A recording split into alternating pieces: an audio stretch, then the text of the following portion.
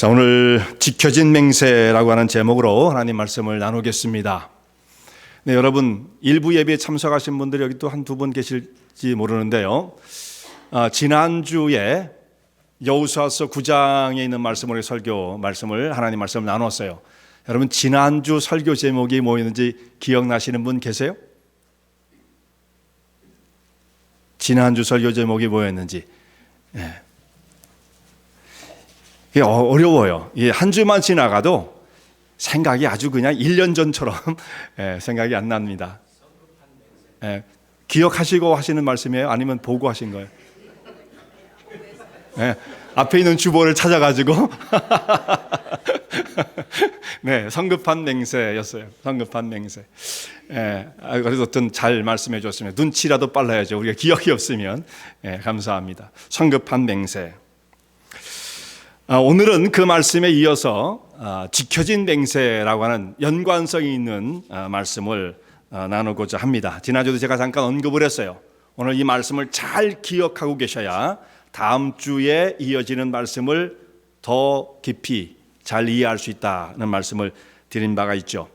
성도들의 우리 신앙생활의 그 모습은 하나님과 우리가 영적인 관계, 하나님은 우리의 창조주요 구원자, 구속주 이렇게 표현을 하면서 우리 하나님을 바라보고 그 믿음 가운데 거하게 되어지는데, 이 모든 관계는 말씀 하나님이 우리에게 주신 그 언약 가운데 이루어지는 거예요. 하나님 우리에게 언약을 주시고 우리는 언약을 믿으며 그 가운데 거할 때 관계가 형성되어지는 겁니다.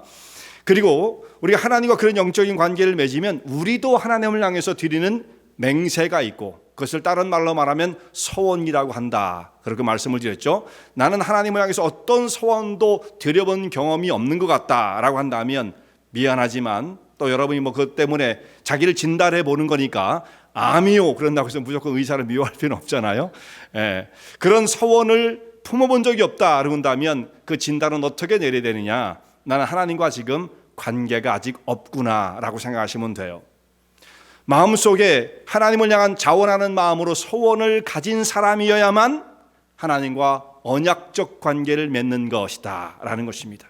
관계는 주고받는 것이기 때문에 그렇습니다. 그런데 그 약속은 잘 지켜져야 돼요. 하나님께서 우리에게 언약을 주셨는데 하나님께서 언약을 소홀히 여기신다, 그러면 아무 관계가 없는 거죠. 큰일 나는 거죠. 그러면 하나님께서 우리에게 주신 약속을 신실하게 어떻게 지키시냐면 그야말로 목숨 걸고 지키십니다. 하나님께서 우리에게 주신 언약을, 좀 지나친 표현처럼 보이지만 사실 하나님은 목숨을 걸고 그 언약을 지키셨어요. 예수님께 십자가의 죽으심으로 목숨을 걸었잖아요. 자, 우리도 하나님 앞에 드린 그 언약, 약속은 목숨으로 지켜야 되는 것입니다. 그런데 우리의 정서상 우리가 조금 더 심해요. 그것이 우리 한국 사람, 한민족이 참 뛰어나지만 우리가 100% 모든 면에 뛰어난 건 아니고, 우리가 참 고쳐야 되고 단점이 있는 게 뭐냐면 약속에 대한 이행을 그렇게 중요하게 생각하지 않아요. 우리의 정서상 그래요. 우리끼리 우리 사이에 이러면서 그것을 그렇게 소중하게 여기지 않는데, 이것이 어디까지 번져지느냐면 하나님과 우리 맺은 그 언약도 그렇게 소홀하게 여길 수 있는 가능성이 있는 거예요. 그 경계성이 모호해지기 때문에 그렇습니다. 그런데 하나님 앞에 드린 그 약속을 정말 이런 식으로 지켜도 되고 안 지켜도 되는 것처럼 만약에 우리가 여긴다고 한다면 이미 하나님과의 관계는 다 풀어진, 느슨해버린 그 결합이, 바인딩이 단단하게 되어야 되는데 그것이 다 풀어진 상태가 되어 있는 것이다 라는 것입니다. 내가 언약, 하나님 앞에 하나님이 나에게 주신 그 언약을 신실하게 지키실 하나님을 바라보고 나 또한 거기에 얼마나 충실한가, 신실한가, 대단히 중요한 문제가 되어지는 것입니다. 오늘 말씀은 지난주에 있었던 그 사건과 계속이 연결되어지는 일인데요. 기브온 사람들이 여호수아와 이스라엘 백성들을 찾아와서 자신들이 마치 먼 데서 찾아온 사람들처럼 남루한 옷을 입고 다 말라 빠지고 곰팡이 난 그 떡을 가지고 찾아와서 우리가 멀리부터 찾아왔습니다. 당신들이 종이 되길 원합니다. 화친을 청합니다. 우리와 언약을 맺읍시다. 그래서 이 사람들이 정말 멀리서 온 사람들인 줄 알고 더 거동 언약을 맺었잖아요. 그래서 성급한 언약이 되지 않았습니까? 그 사람들이 어디서부터 온 사람인지, 출신이 어딘지, 무슨 의도를 가졌는지 그 속에 있는 것들은 생각하지 않은 채 겉모양만 보고 판단을 냈다. 굉장히 성급했다라는 것이죠. 그래서 언약을 맺었어요. 언약을 맺고 난 다음에 3일 후에 그들의 정체가 밝혀지게 됩니다. 이 사람들이 멀리에서 온 사람들이 아니라 원래 멸망을 받아야 할 가나안 땅의 족속이다. 우리 하나님의 말씀대로 한다면 그들은 정말 하나님의 칼날로 공의를 집행을 받아야 할, 공의를 우리는 베풀어야 할 그런 대상이었다라는 걸 깨닫게 되어집니다. 그러니까 백성들이 여호수아와 그 지도층들을 향해서 원망을 하잖아요. 당신들이 어떻게 이렇게 신중하지 못해서 하나님 말씀 우리가 다 지키지 못한 상태가 되었습니다. 기브온 사람들을 우리가 화친을 해서 거의 우리 형제처럼 받아들이게 되었으니 이 일 어떻게 하면 좋겠습니까? 원망을 드렸단 말이에요. 근데 이 소식이 가나안 땅에 쫙 퍼져나갑니다. 가나안 사람들이 이 소식을 들은 거예요. 기브온 사람들이 여호수아를 찾아가서 언약을 맺었다는 거예요. 이런 소문이 쫙 퍼지는 거죠. 이 전쟁은 말이죠. 전쟁은 직접 이 양쪽 군대가 붙어서 막 싸우는 것도 전쟁이지만 싸움이 없을 때도 전쟁은 있는 겁니다. 어떤 전쟁이냐? 정보 전쟁이에요. 정보를 빼오고 또 거짓 정보를 흘리고 뭐 이런 식으로 해가지고 뭐 총하고 칼로만 싸우는 게 아니라 그런 그 실전이 붙지 않은 상황에서도 정보 전쟁은 치열하게 벌어지고 있는 거죠. 거의 전쟁의 수준이에요. 역전 그 정보를 흘리고 뭐 이런 식으로 해서 상대를 교란시키고 그런 거 아니겠어요? 그러니까 이 가나안의 그 사람들도 기브온과 또 이스라엘 백성들이 언약을 맺었다는 것을 다 파악하고 있는 것입니다. 정보를 수집하고 이들이 군대가 어디로 움직이는지 이걸 생각하는 가운데 이 정보를 딱 받은 거예요. 이 사람들이 다 긴장을 합니다. 가나안 땅에 살고 있는 사람들이 우리와 같은 처지에 있던 사람들인데 배신자가 나온 거예요. 그래서 여호수아에게 달려가서 화친을 맺었다. 항복을 한 거나 다름없죠. 자신들 입장에서 볼 때는 그렇습니다. 외부의 적도 무섭지만 내부에 있는 사람이 동조자가 생겼다. 그러면 가나안 사람들은 굉장히 위협적으로 생각이 되어지지 않겠습니까? 이 일을 막지 못하면 도미노 현상이 일어날 거예요. 그러니까 이 가나안 사람들은 기브온 사람들을 어떻게 하든지 그들을 멸망을 시키고 가나안 사람들의 손으로 응징을 해서 다시는 가나안에 있는 사람들이 이런 꿈도 꾸지 못하도록 만들어야 한다는 생각을 하게 되어지는 거죠. 그래서 기브온을 치고자 가나안 왕들이 연합을 하게 되어집니다. 특별히 그 중에 주도적인 역할을 했던 사람이 이 예루살렘에 있는 왕, 예루살렘의 왕 아도니 세덱이라는 사람이 이제 거기에 주동의 역할을 하게 되어집니다. 그래서 그 주변은 여기 성들마다 그 도시마다 성이 있었고 성에 왕이 있었다고 그랬죠. 그 5왕, 이 아도니 세덱까지 해서 5왕이 모여서 연합군을 이루어요. 이 사람들은 원래 그 살아남는 방법을 결사항전을 하기로 선택한 사람들이었죠. 이제 우리가 이스라엘과 싸우기 전에 먼저 기브온을 쳐서 이들을 멸망시켜야 한다. 우리가 이 일에 실패하면 가나안 땅의 도미노 현상 막을 수 없을 것이다. 그래서 제일 먼저 이스라엘보다 기브온을 치고자 했던 것입니다. 여기에 아도니 세덱이라는 사람이 나오고 예루살렘이라는 그 지명이 나오는데 우리가 참 잘 아는 그 지명 예루살렘 이스라엘 백성들의 수도가 되었고 성전이고 다윗의 왕국이 있는 곳이 예루살렘이죠. 성지에 가면 이제 가장 중심이 예루살렘이 아니겠습니까? 예루살렘 이 뜻이요 평화의 성 이런 뜻입니다. 평화의 성, 평화의 도성이라고 말할 수 있고요. 거기에 임금이 아도니 세덱이라는 사람이에요. 그 사람 이름이 나오죠. 여러분 아도니 세덱이라는 이 사람의 이름을 들으면 이 사람과 이름이 비슷한 사람이 있죠. 세덱이 붙은 사람 여러분 누군지 기억나요? 멜기세덱이 기억나죠? 성경이 너무 박식하셔가지고 그냥 조금만 나오면 그냥 답이 탁탁 나와요. 멜기세덱이 나오죠. 멜기세덱. 그래서 그 세덱은 같은 이름 속에 들어있는 거예요. 이 멜기세덱은 세덱이 의라는 뜻입니다. righteousness, 의예요. 그 앞에는 멜기는 뭐냐면 왕이란 말라크라고 하는 그 이름이 그 말이 합성된 건데 결국은 의의 왕이란 뜻이에요. 의의 왕. 멜기세덱. 여기는 근데 아도니 세덱이잖아요. 이 아도니가 무슨 뜻이냐면 이건 왕은 아니고 주라는 뜻입니다. 그 뭐 거의 비슷해요. 주인 그런 뜻이니까 아도니세덱 하면 의의 주 이런 뜻이죠. 의의 주. 이름 너무너무 좋습니다.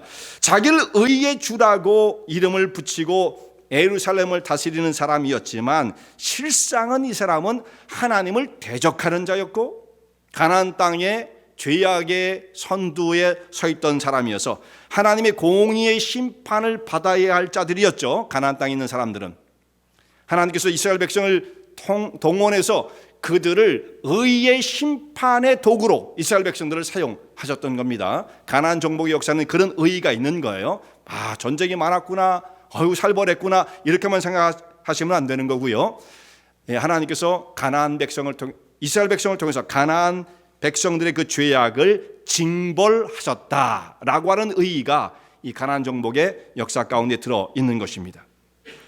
자, 그래서 이들이 기본을 치기 위해서 이제 5 그 왕들이 모여서 기본으로 쳐들어오게 되어집니다. 이 기본은 상당히 큰 성이었습니다. 왕도라고 되어 있는데 굉장히 큰 성이었고 기본 사람들은 다 강하였다. 용사들 같이 전쟁을 잘하는 사람들이었어요. 이제 그들을 치기 위해서 이 5 왕이 몰려오게 되어집니다. 이 5 연합군의 공격을 받은 기본 사람들이 너무 이제 급하니까 여호수아에게 전가를 보냅니다. 우리가 공격을 받고 있습니다. 여호수아여, 우리를 빨리 찾아와서 우리를 좀 도와주십시오. 우리가 당신들과 화친을 맺었다는 것 때문에 이 가나안 사람들이 우리를 미워해서 우리를 치고 있는데 빨리 와서, 지체하지 말고 빨리 와서 우리를 도와주십시오. 도움을 요청합니다. 여호수아는 이 기브온 사람들의 전가를 받자마자 모든 용사를 다 데리고 기브온을 향해서 행군을 시작하게 되어집니다. 이때 하나님께서 여호수아에게 말씀하세요. 너는 두려워하지 말아라. 이 두려워하지 않는 것, 싸움에 있어서 두려워하지 않는다는 거 대단히 중요한 거예요. 우리 영적 싸움도 마찬가지예요. 두려워하고 먼저 이게 의기소침 물러나려는 마음을 가진 사람들은 싸움할 수가 없어요. 두려워하지 않고 담대해야 이길 수가 있습니다. 덜덜덜덜 떠는 사람이 어떻게 싸움을 할 수가 있겠어요? 그건 예전이나 지금이나 똑같아요. 지금은 총을 쏘겠죠. 총 쏘는 사람이 덜덜덜 떨리면 이게 맞겠습니까? 사방으로 마음대로 막 가겠죠. 타겟을 맞출 수가 없어요. 손이 떨리는 사람이 과거에 칼과 창을 잡고 상대방을 향해서 싸울 수 있겠습니까? 안 되는 거예요. 손이 풀려가지고 아무것도 못하는 거죠. 담대해야 돼요. 영적인 싸움도 마찬가지입니다. 우리가 하나님의 백성으로서 주님이 주신 은혜와 능력을 통해서 담대하게 무장되어 있는 그 상태, 그 자세를 갖추지 못하면 영적 싸움도 할 수가 없어요. 소극적인 사람들, 자세를 못 갖춘 사람들, 마음에 벌써 이미 지고 있는 사람들 이길 수가 없는 것입니다. 담대하라. 그러면서 또 하신 말씀이 뭐냐면 너를 당할 자가 하나도 없을 것이다. 여호수아야, 너 걱정하지 마. 그 사람들이 5 왕이 지금 연합을 해서 기본을 치고 있다마는 네가 간다 하면 그들을 다 쳐 이길 것이다. 너를 당할 자가 없을 것이다. 이렇게 약속해 주십니다. 여호수아가 기본 사람들이 빨리 찾아와서 도와주십시오라고 하는 전가를 받았을 때 잠시 생각하지 않았겠습니까? 무슨 생각을 했겠어요? 이 전가를 받았는데 내가 그들이 요청대로 군대를 이끌고 가야 되나 말아야 되나라는 것을 생각하지 않을 수가 없는 거죠. 사람이라면. 어떤 생각이 들었겠어요? 며칠 전에 기브온 사람들이 나를 찾아와서 나를 속이지 않았는가? 그러잖아요. 우리는 멀리서 왔습니다. 깜짝같이 자기를 속이고 언약을 딱 맺어버렸어요. 그리고 그 일 때문에 백성들로부터 원망을 들었어요. 당신 책임이에요. 당신이 제대로 못해가지고 이렇게 된 겁니다. 원망을 들었어요. 그러니까 기브온 사람들을 생각하면 속상할 수 있을 거예요.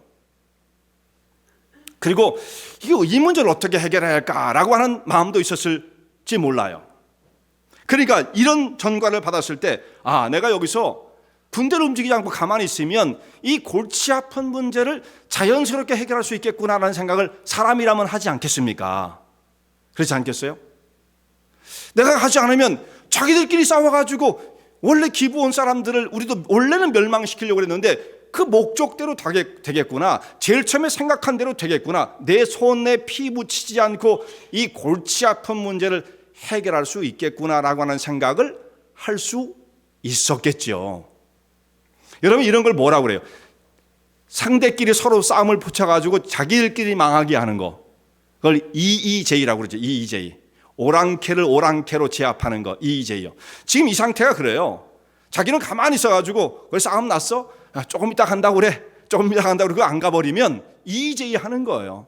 내가 하려는 대로, 나는 싸움에 손해보지 않고 거기들은 피곤하지 않고 자기들끼리 치고받아서 다 망하면 좋겠다라고 생각할 수 있는 거 아니겠어요?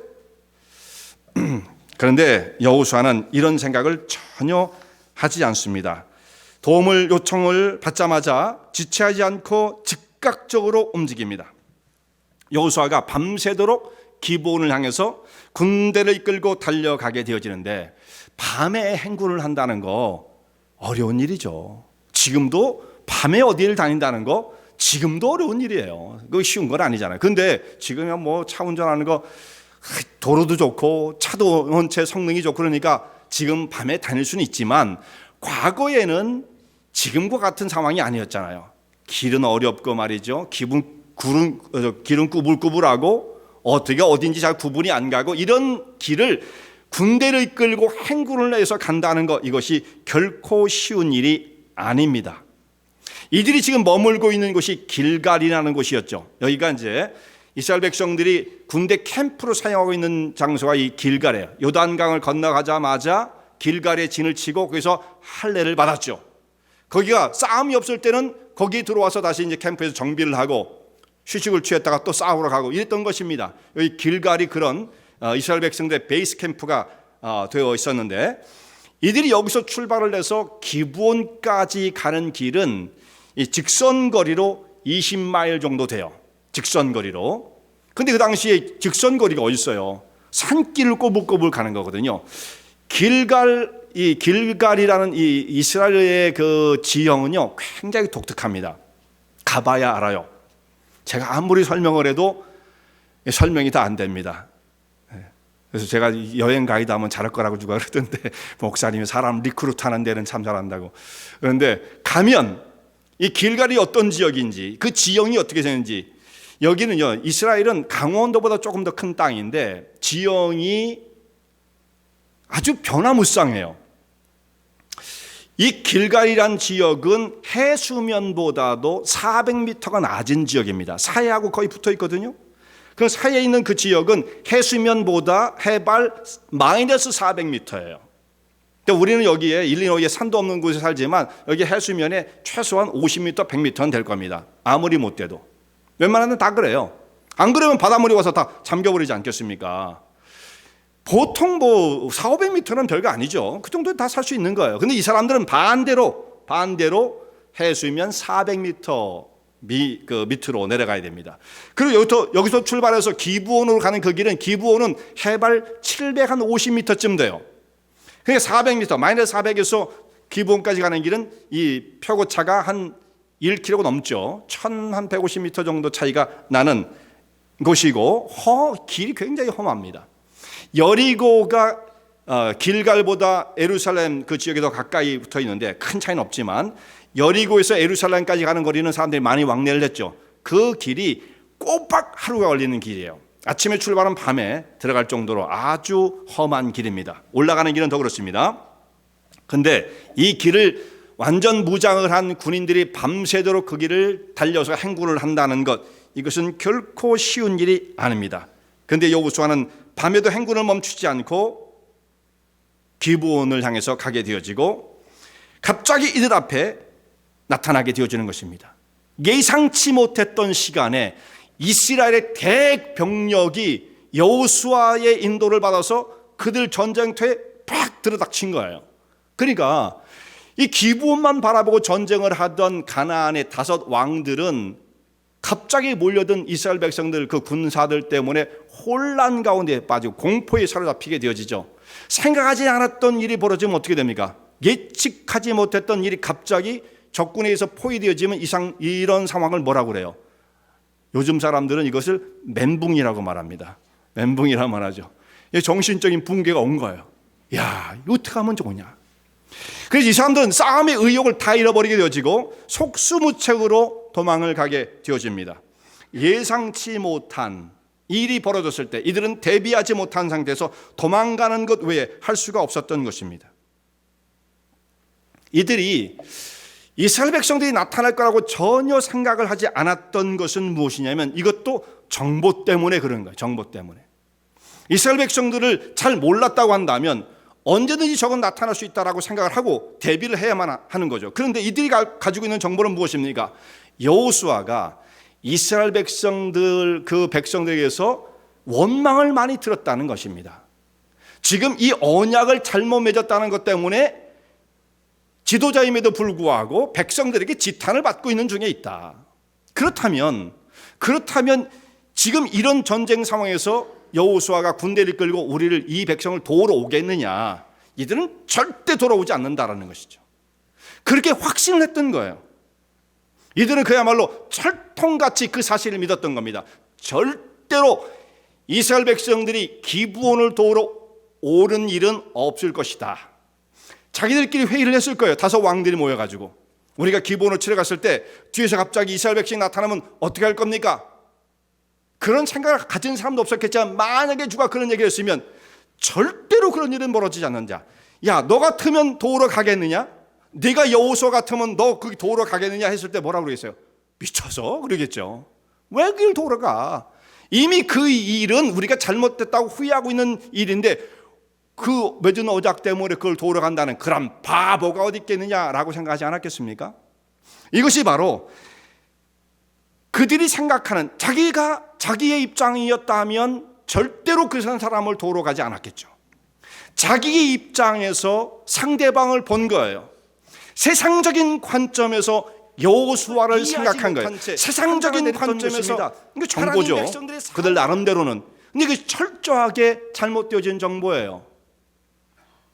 하나님 백성들은 그렇게 행동하는 사람들이 아니에요. 자신들은 그렇게 행동해 왔지만 앞으로도 그럴 것이지만 세상의 삶의 방식과 하나님 백성의 삶의 방식은 이토록 다른 것입니다.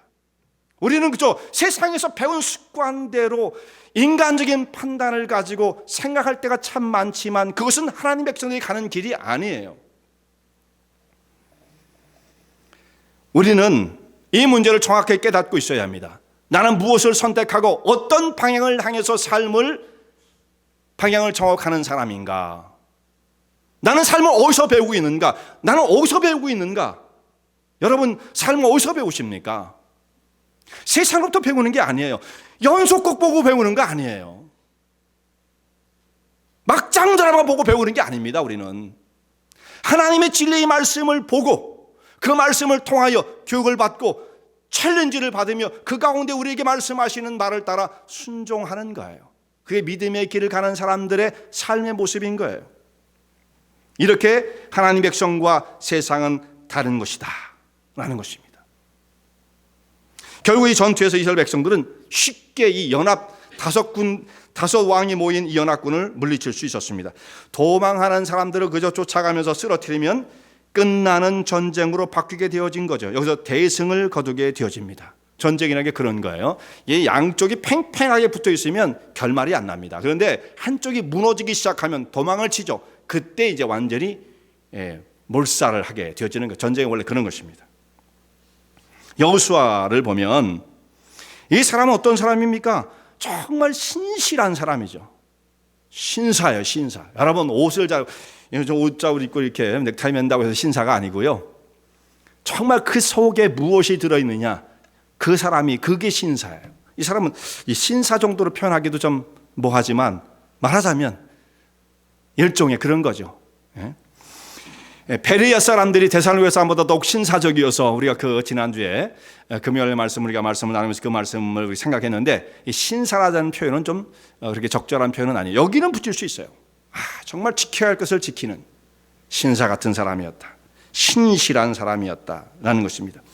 심지어 자신이 실수한 것임에도 불구하고 속아서 언약을 맺었다 손치더라도 하나님 앞에 맺어진 그 맹세는 결단코 변개시킬 수 없다. 이걸 믿고 있는 사람이 여호수아였던 것입니다. 이렇게 하나님을 두려워함으로써 하나님 앞에 하나님의 이름을 걸고 그야말로 자기의 목숨을 걸고, 언약은 목숨이 달려 있다고 그랬죠. 목숨을 걸고 한 이 맹세를 철저하게 지키려고 하는 이 사람을 하나님은 사랑하시는 거고요. 이런 사람을 인정하시는 것이고요. 이런 사람을 하나님은 보호하시는 거예요. 세상에 있는 사람들은 어떤 식으로 행동을 합니까? 세상에 있는 사람들의 행동 양식은 내게 어떻게 하면 유리할까라는 것입니다. 내가 어떻게 하면 손해가 덜 날까? 어떻게 하면 덜 귀찮을까 정도. 이런 거죠. 어떻게 하면 덜 손해를 볼 것인가? 이거 귀찮은데. 이거 귀찮아. 뭐 이런 식이죠. 나한테 손해가 나지 않고 눈앞에 급급한 이익을 쫓아가는 것이 세상 사람들의 삶의 양식이죠. 여기서 사실 벗어나는 사람이 어디 있어요? 그렇게 안 하면 바보야? 너 미쳤어? 뭐 이런 식으로 말하지 않습니까? 이들은 그렇게 생각했던 거예요. 야, 너 같으면 도로 가겠니? 절대 안 가지. 그러면 확신을 했던 거죠. 그러나 하나님의 백성들은 내게 손해가 온다, 내게 때로는 비난이 온다, 뭐 이런 건 별로 중요하게 생각하지 않습니다. 하나님의 기뻐하시는 바가 무엇인가?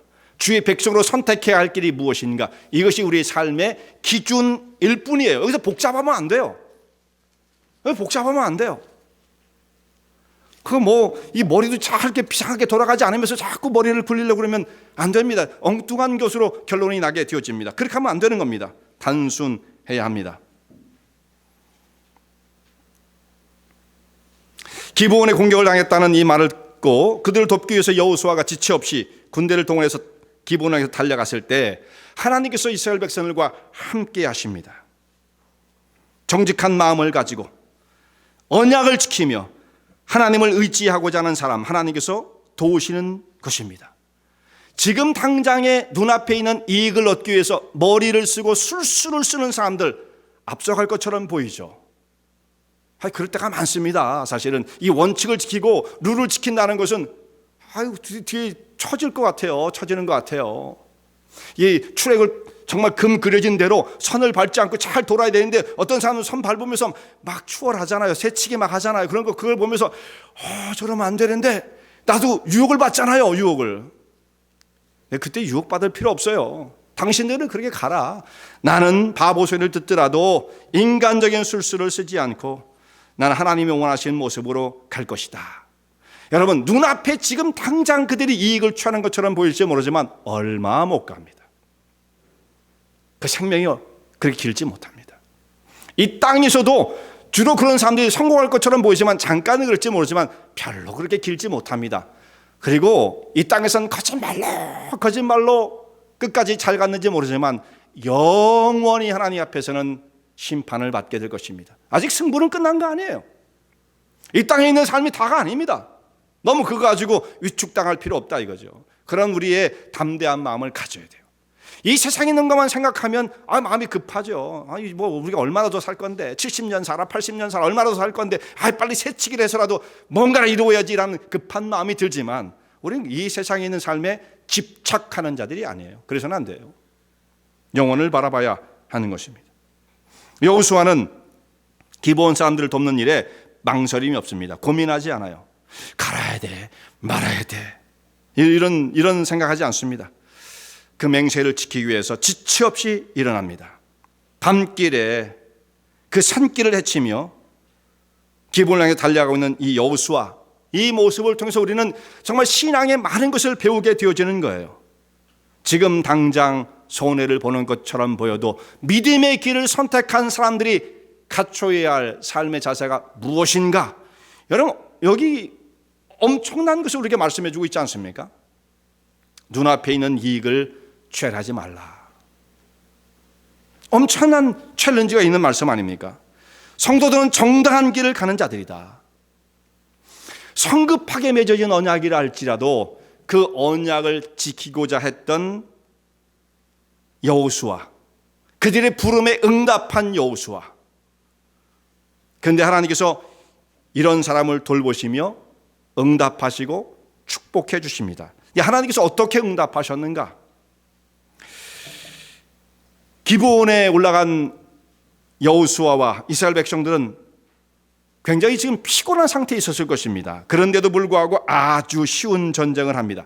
밤새도록 행군을 해와서 몇 시간을 걸었기 때문에 이제는 좀 쉬어야 돼요. 사실은 무거운 그 전쟁 무기를 끌고 그 산길을 올라와서 지금 얼마나 피곤하겠습니까?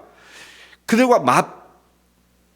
만나자마자 또 싸운다는 건 이건 너무도 힘든 일이에요. 그런데도 불구하고 이들은 하나님께서 주시는 은혜와 능력을 더 힘입어서 지치지도 않아요.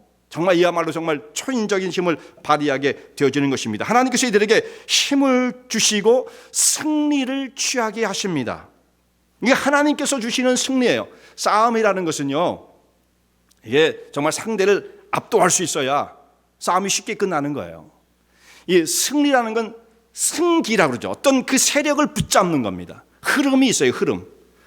이 흐름을 딱 한번 타게 되어지면 파죽지세로 가는 거죠. 그야말로 한번 그 길을 잡으면 그걸 쫙 따라가면 계속 승리를 이룰 수가 있는 거예요.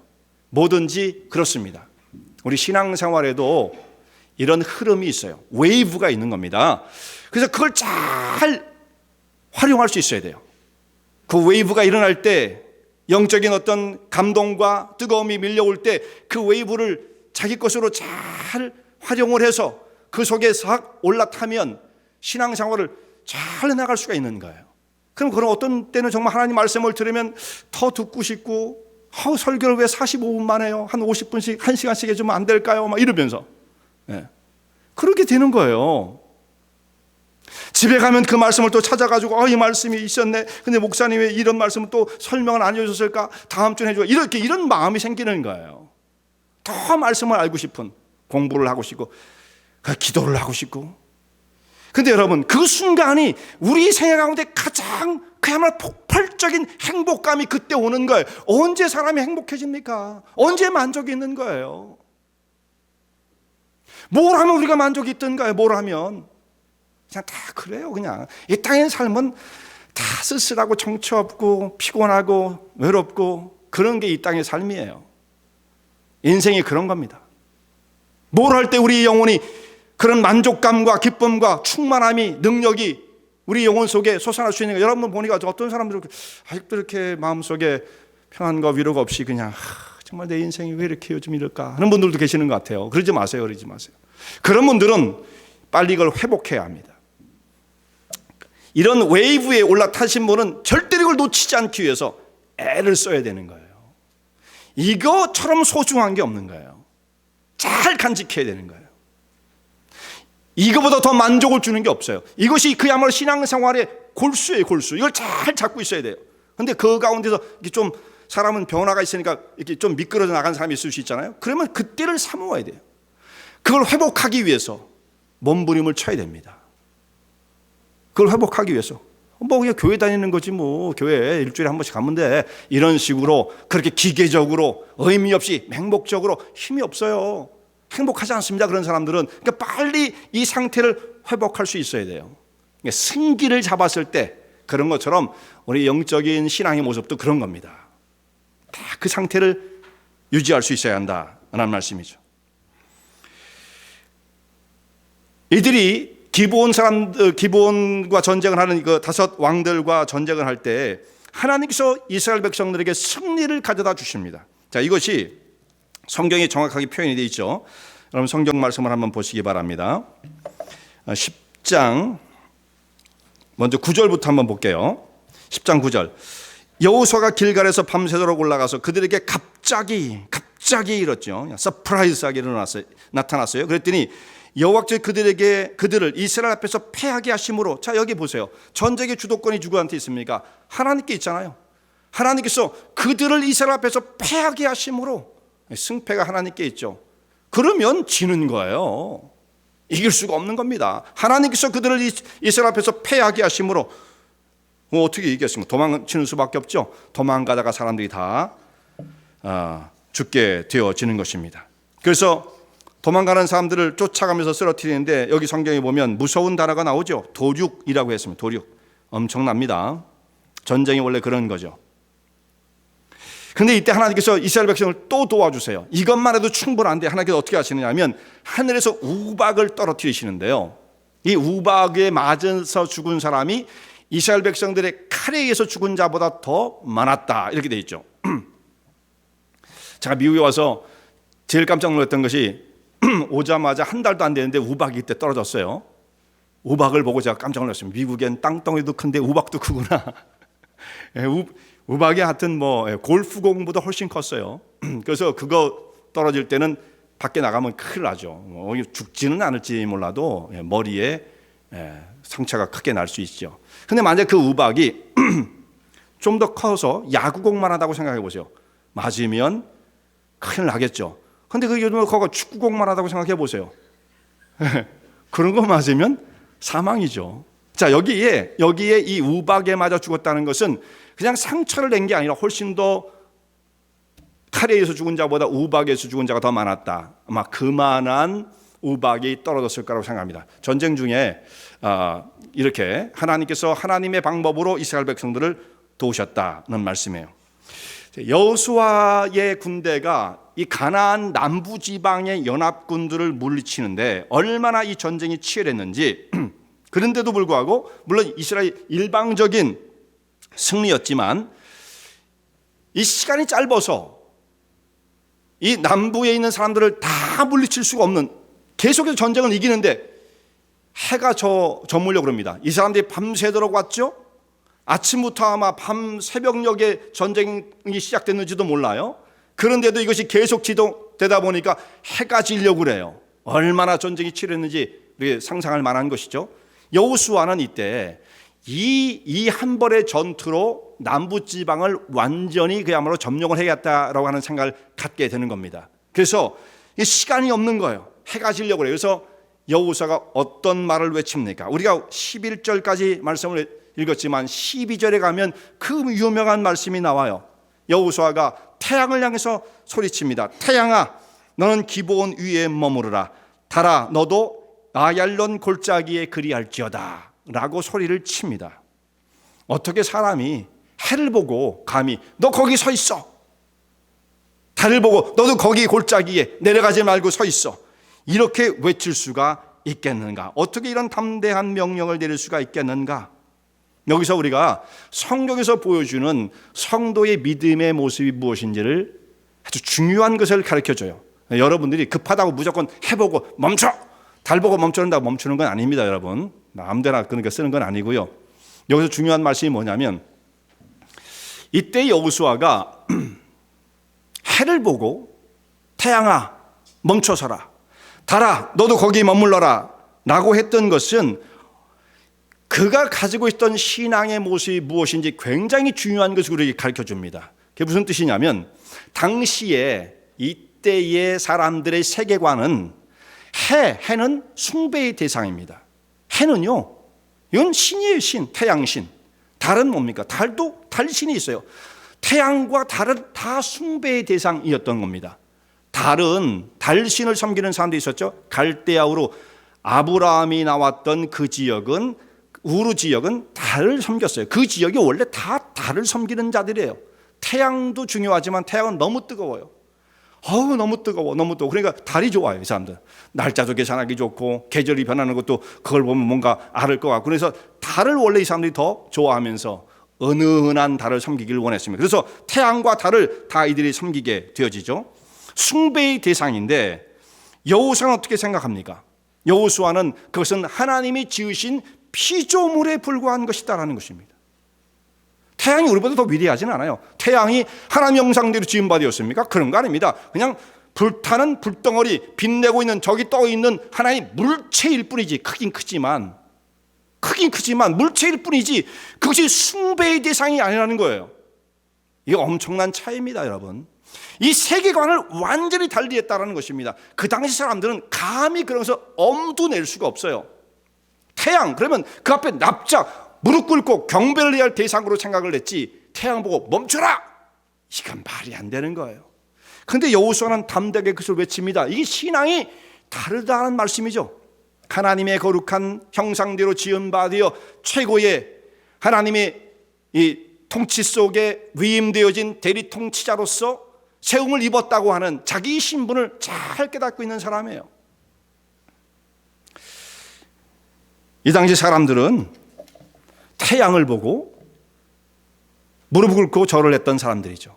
이슬람 사람들 달이 그래서 국기까지 들어가 있지 않습니까? 소송달 이렇게 해가지고 모슬렘 지역에 있는 사람들, 그 지역에 사는 사람들이 이 달에 대한 아주 각별한 생각을 가지고 있었던 것입니다.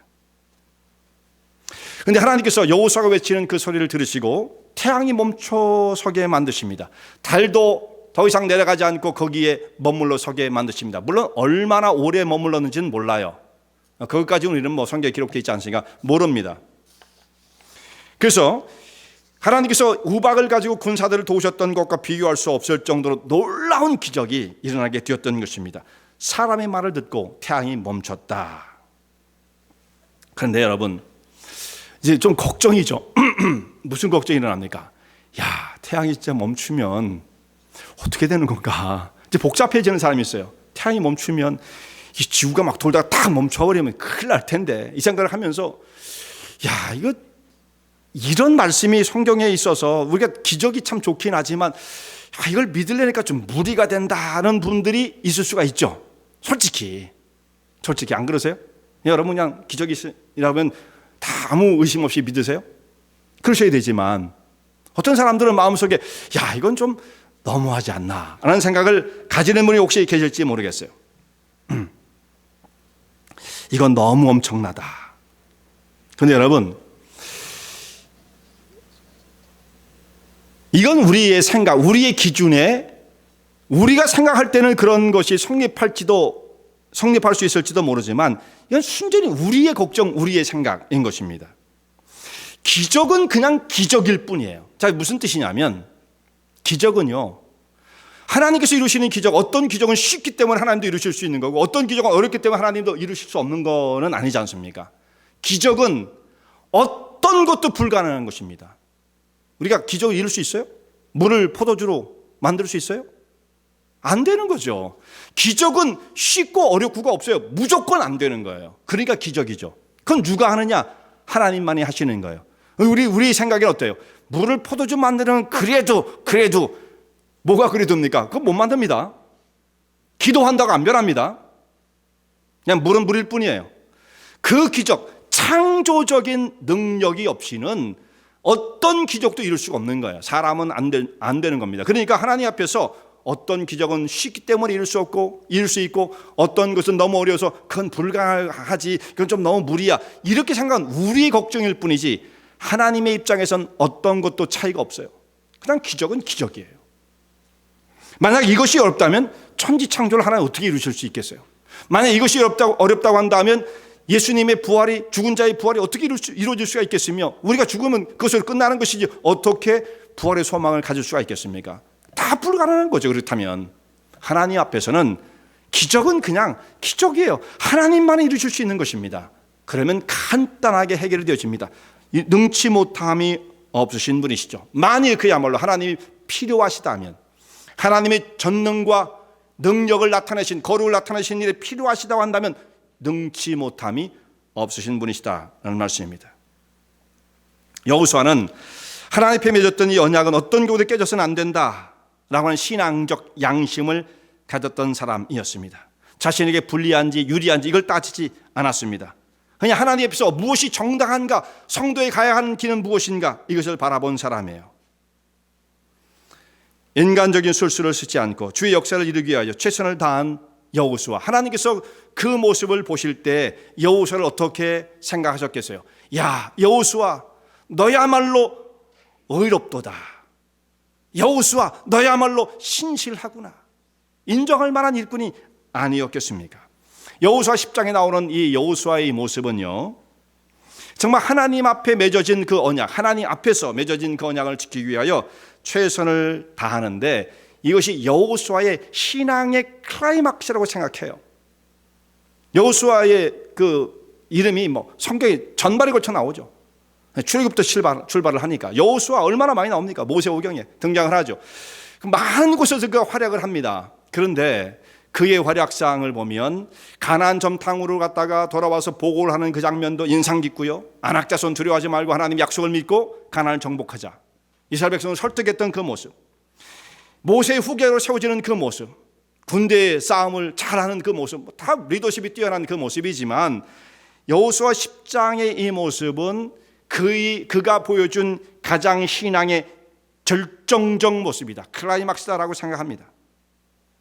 하나님 앞에 맺은 언약은 해로울지도 변개치 않는 사람이다. 이 말씀은 시편 15편과 딱 연결되어지죠.